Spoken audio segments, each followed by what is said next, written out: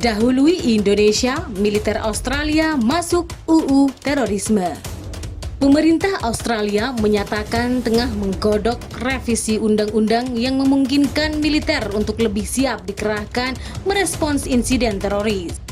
Perdana Menteri Malcolm Turnbull menyatakan kepolisian negara bagian dari daerah akan tetap jadi pasukan tanggap pertama untuk insiden teror.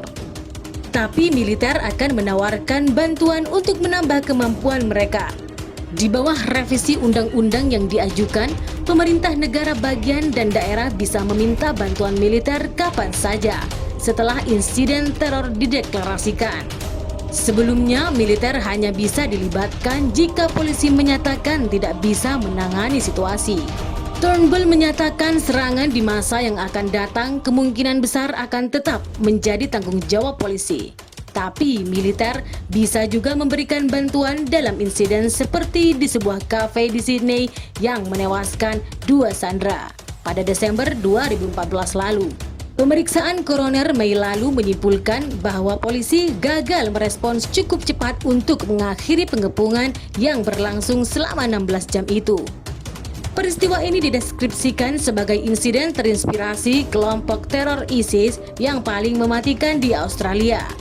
Pelaku yang tewas di tangan polisi belakangan diketahui tidak terkait langsung dengan militan asal Timur Tengah itu. Dalam keadaan ancaman saat ini, kemungkinan besar serangan teroris akan menggunakan metodologi sederhana.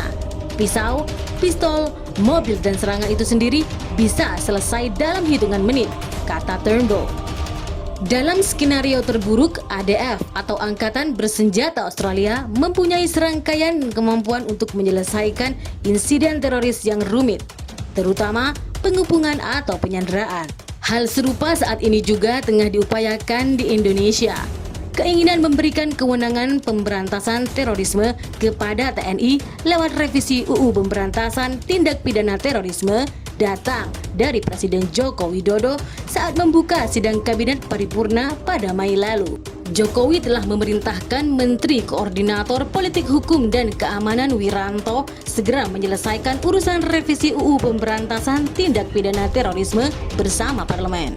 Panglima TNI Jenderal Gatot Nurmantio menyatakan revisi UU Pemberantasan Tindak Pidana Terorisme diperlukan untuk mempermudah dan mempercepat penyelidikan dan penyidikan teror di Indonesia.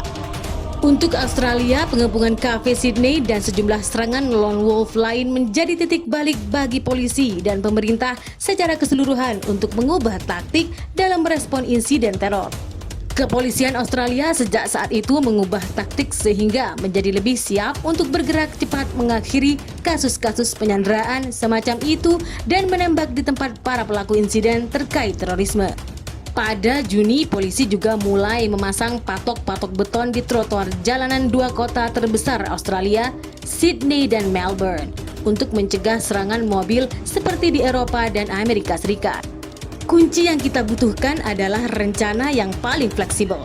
Ancaman itu berubah sangat signifikan, kata Menteri Kehakiman Michael Keenan kepada Australian Broadcasting Corporation. Australia adalah sekutu dekat Amerika Serikat yang mengiring pasukan ke Afghanistan dan Irak.